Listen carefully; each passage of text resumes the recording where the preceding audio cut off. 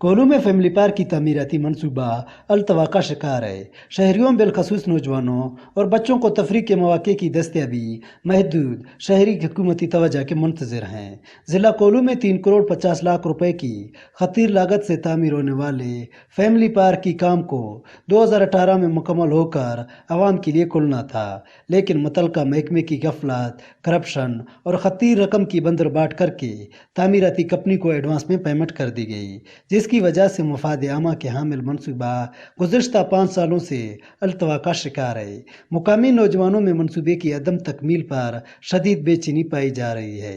2.5 लाख नफूस पर मुश्तमिल ज़िला की आबादी को तफरीह के लिए कोई मौका दस्तयाब नहीं है, जिससे नौजवान सेहतमंदाना सरगर्मियों से महरूम हैं। हुकूमतों की जानब से करप्शन ख़त्म और तरक्याती कामों के हवाले से दावों की कुल्ली फैमिली पार्क कोल्लू ने खोल दी, जिसकी तामीराती काम पिछले 5 सालों से मुकम्मल ना हो सका, जबकि पार्क में लगे कई झूले इफ्तिदा से पहले टूट चुके हैं।